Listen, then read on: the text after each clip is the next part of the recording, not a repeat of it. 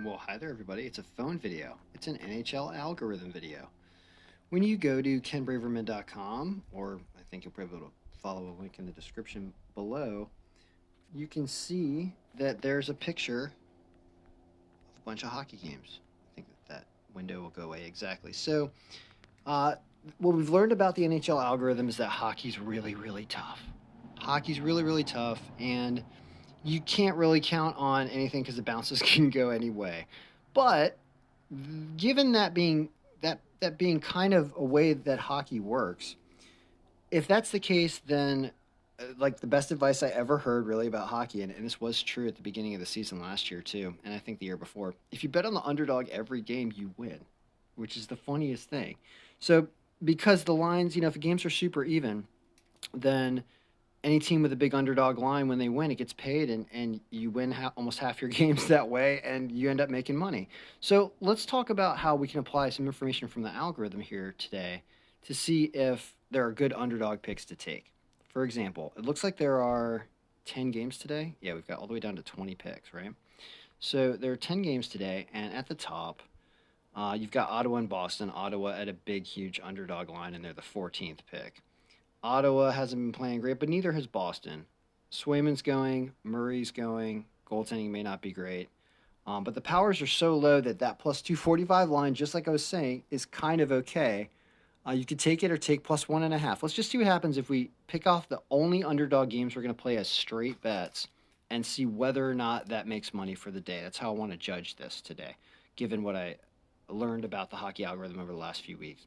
So, um, it says the score of the game is 4-2 or 5-2 Boston wins, but we're wrong all the time. So let's say Ottawa is definitely one of those because the line is so juicy at 245 that if you had like $100 for the day and we were going to bet 10 of these games or 5 of these games or something, you'd put $10 on Ottawa at plus 245. All right, LA and Montreal. Here's a game that actually favors LA drastically, and they're plus 130, so that's a no brainer that you take LA right there. That's the third pick of the day. We'll probably lose it, but there you go. That's awesome. That's two underdogs. Carolina and Tampa Bay. Carolina's a great team. That's ridiculous. Take that at plus 110. Sure, why not? That's three underdogs. Florida and New Jersey. Here, I do not like New Jersey at plus 125. Florida's too good of a team, in my opinion. They're the number one pick of the day. That would say no, plus 125 is not good enough. So we're going to leave that one off. If anything, you take Florida at minus 142, in my opinion.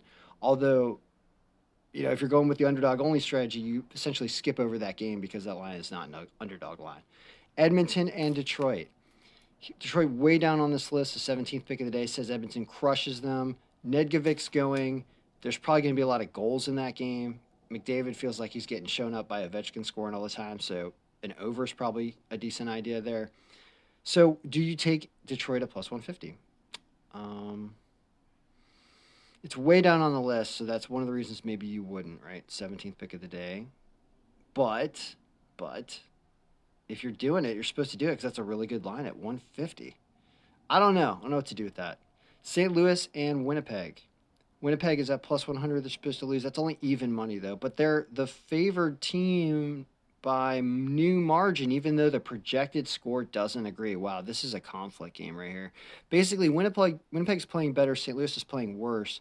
So that actually skewed this game in favor of Winnipeg by this margin on the right, that 15%. The pick is the ninth pick out of 20 essential picks in 10 games.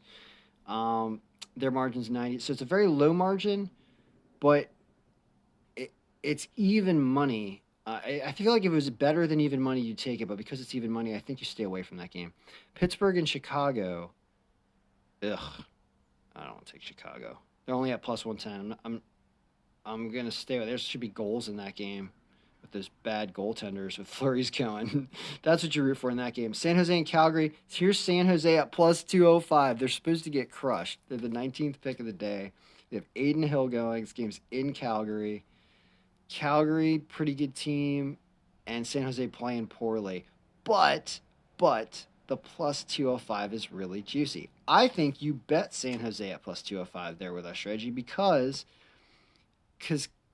Calgary's only, I mean, because of the 205, because we're talking about numbers. It's really a numbers game here. Any bounces can go any way. So you take San Jose there because it's such a juicy line. And Anaheim and Vancouver, it likes Anaheim to win this game, and they're at plus 134, so that's an easy one. So you take that one too. And then Seattle, the Kraken, against the Vegas Golden Knights. It's only plus 108, so I think you ignore that game because it's not an underdog. So what are we doing today? Am I actually going to bet this? I can't. I'm in North Carolina.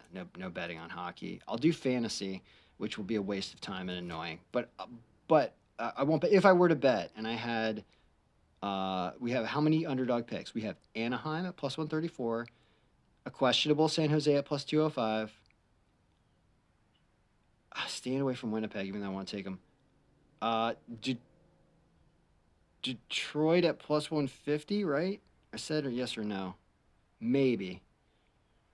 Carolina plus 110, LA at plus 130, and Ottawa at plus 245. 1, 2, 3, 4 if you include Detroit, 5 if you include San Jose, 6 Anaheim. So there could be 6 of those underdogs. So that's like, you put $10 on all of them, it's $60. If you win 3 of those 6, you will absolutely be up money. And in some instances, depending on which underdogs win, you could win 2 out of those 6 and essentially break even with the 245 and the 205. That almost breaks you even. And if you hit 4 or 5 of those, that's ridiculous payout. So I would envision that is a very interesting mathematical way to play the games today, is to split up among those 6 picks, straight bets. Because the odds of you losing all 6 of those, I mean, man, the way hockey goes, it's a very, very, very low percentage you lose all 6. You're going to get at least 1. You'll probably get at least 2. And on average, you're going to get 3 the way it's going. And 3 is a winner because they're all underdogs. So that's the math there. Anyway, that's the NHL algorithm update. We'll see and follow those 6 games. And I will waste my time with fantasy, I'm sure, because I feel like watching hockey. And it's fun. It's fun when you have some money on it, even if it's a small amount. It's fun. All right, good luck, everyone. May I picks be winning.